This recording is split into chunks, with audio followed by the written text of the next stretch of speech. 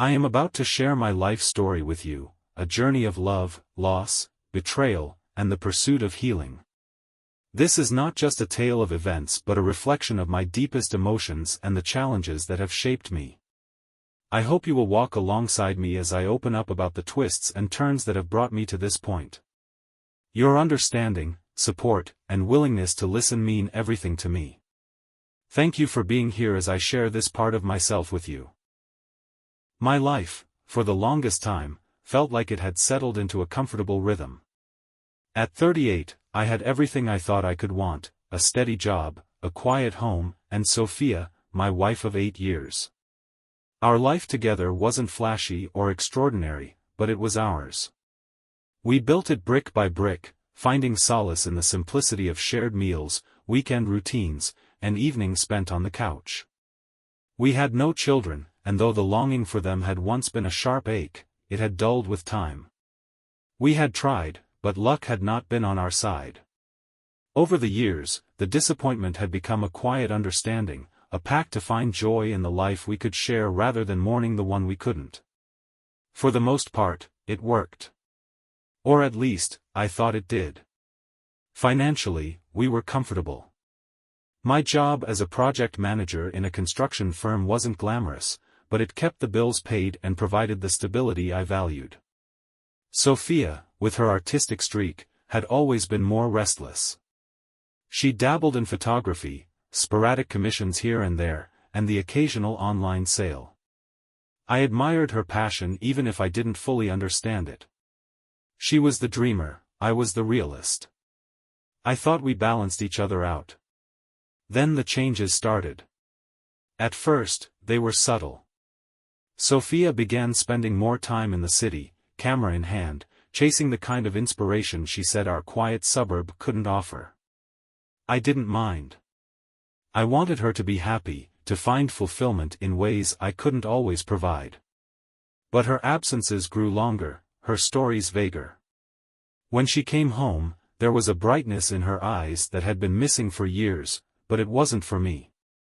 The taxi became a fixture outside our house, a battered old car driven by a man whose name I never learned. I noticed it the first few times and thought nothing of it. She didn't drive, after all, and it wasn't unusual for her to call a cab when she needed to get around. But then it became a pattern. The same car, the same driver, always waiting for her at the same time. I started paying attention, watching from the window as she climbed into the back seat with a smile that felt too warm for a stranger. The man, lean, weathered, with a face etched in hardship, would nod politely as she settled in. They looked ordinary enough, but something about it gnawed at me. It wasn't just the frequency. It was the way she seemed to carry the day's energy home with her, yet never share it with me. I told myself I was imagining things. Sophia had always been spirited, chasing her passions wherever they led. But doubt crept in, slow and insidious, feeding on the cracks in our marriage I hadn't realized were there. I began to notice the details, the faint smell of smoke clinging to her clothes, the way she avoided answering when I asked about her day. Her camera, once her constant companion, seemed to matter less now. What was she doing out there? And why wasn't she telling me? One evening, as she sat editing photos on her laptop, I watched her from across the room.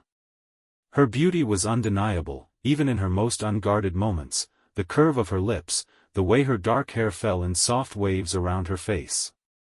But there was a distance in her now, an invisible wall that separated her from me. I wanted to reach out, to pull her back into the life we'd built together, but I didn't know how. The taxi kept coming. Its presence became a symbol of everything I couldn't understand, every question I was too afraid to ask. Who was this man who spent so much time with my wife?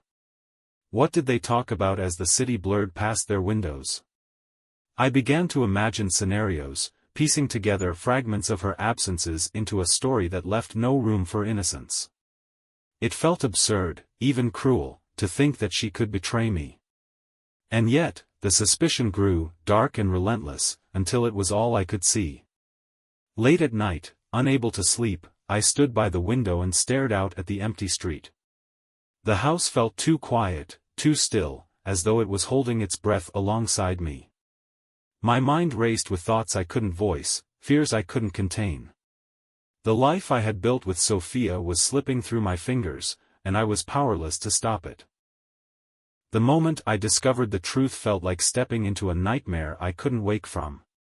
It wasn't one catastrophic event but a series of small, undeniable pieces that formed a picture I could no longer ignore. The first crack came when I decided to follow her.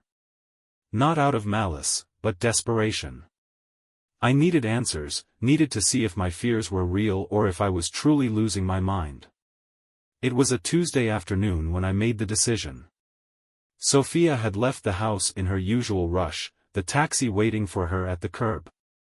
I'd called in sick to work, my stomach churning with a mix of guilt and resolve. I waited a few minutes after she left, then slipped out the door and followed at a distance. My heart pounded as I trailed the taxi, my car feeling too conspicuous, too loud. But she didn't notice. She didn't look back. The taxi wove through the city streets, past the familiar landmarks of our life together. The park where we'd once spent lazy Sunday afternoons. The cafe where we'd shared countless breakfasts. Each passing memory felt like a knife twisting in my gut. She wasn't heading to her usual photography haunts, the places she'd so often spoken about with enthusiasm. Instead, the cab pulled up to a nondescript building on a quiet street. She stepped out of the car with the driver, their fingers interlocked as if it was the most natural thing in the world. Laughing softly, they walked hand in hand toward the building, disappearing behind its doors without a second glance. I stayed rooted in place, the weight of what I'd just seen pressing down on me like a physical burden. 2 hours crept by, each minute heavy with disbelief and simmering anger. When they finally emerged, she looked disheveled, her hair slightly out of place and her blouse rumpled as if it had been hastily straightened. She adjusted her bag over her shoulder with an air of practiced nonchalance, but there was something in her expression, something raw and telling. They got back into the car together, leaving me in stunned silence, my thoughts a storm I couldn't begin to calm. That night, I couldn't bring myself to confront her. I sat at the dinner table, watching her as she ate, her movements so natural, so unbothered. How could she act as though everything was fine? How could she sit across from me, talk about her day, and pretend that our life hadn't been irrevocably altered? My stomach churned with anger and betrayal, but I said nothing. The words caught in my throat, a tangled mess of accusations and despair. The days that followed were a blur. I became consumed by the need to know more, to confirm what I already suspected. I began checking her phone when she left it unattended, sifting through her messages and call logs. There was nothing overtly incriminating, but the absence of any mention of her days spent in the city only deepened my suspicions. I started keeping a notebook, jotting down dates, times, and places. The evidence was circumstantial, but it painted a damning picture. Then came the final blow. One evening, while she was in the shower, I found a receipt tucked into her camera bag. It was for a hotel, dated 2 weeks prior. The room number was scrawled at the bottom in messy handwriting that wasn't hers. My hands trembled as I held the slip of paper, the weight of it crushing me.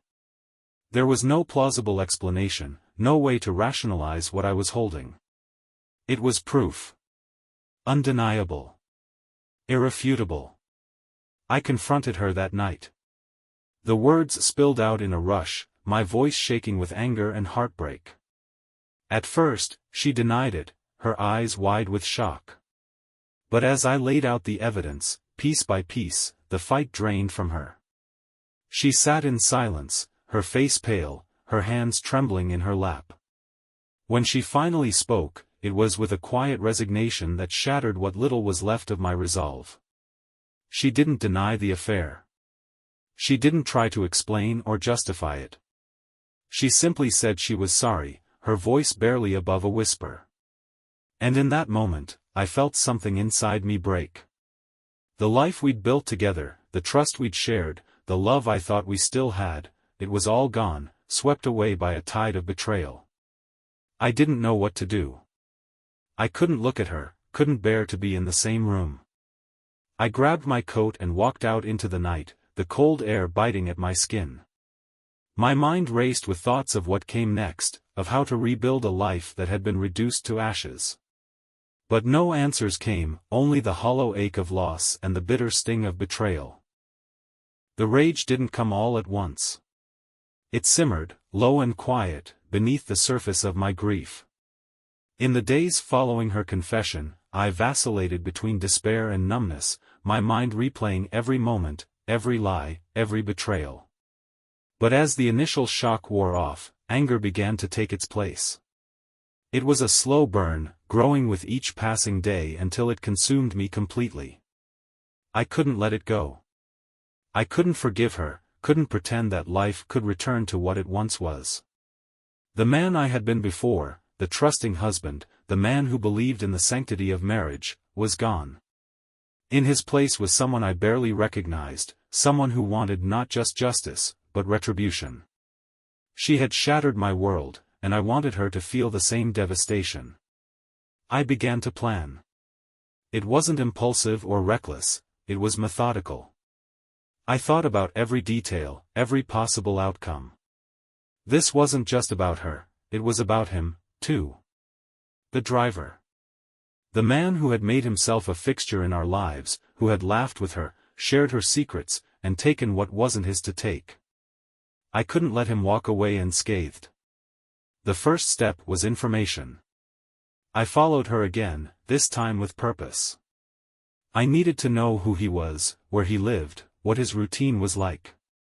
It didn't take long to piece it together. His name was Marco. He lived in a rundown apartment on the edge of the city, a place that matched the state of his car, worn and tired, but functional. He worked odd hours, picking up passengers during the day and spending his nights in the seedy bars that dotted the neighborhood. The more I learned, the more disgusted I became. He was nothing, a man clinging to the edges of respectability, scraping by on the fringes of society.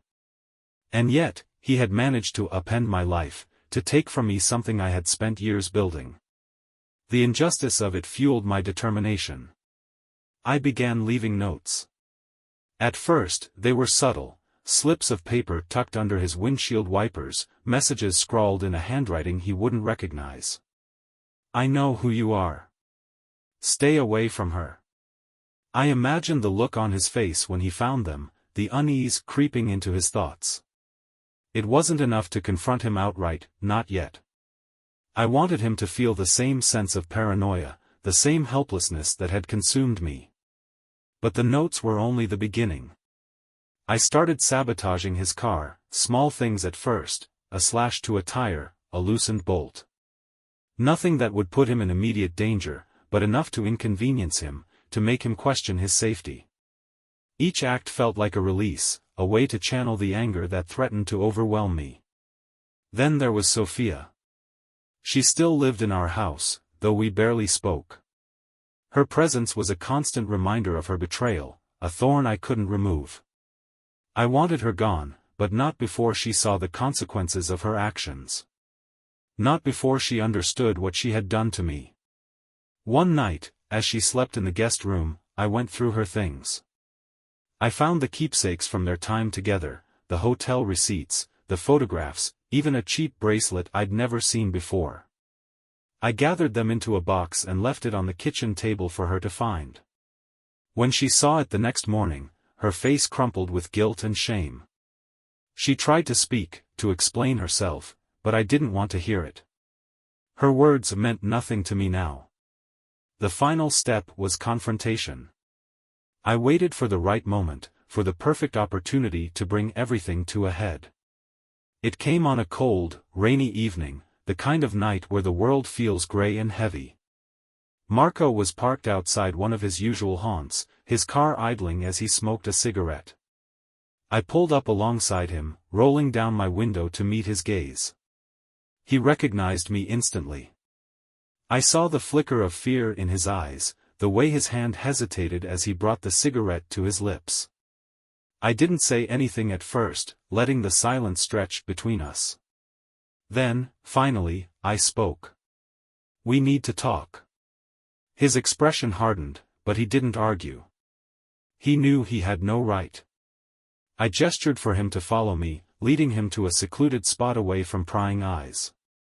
When we stopped, I stepped out of my car, the cold rain soaking through my jacket.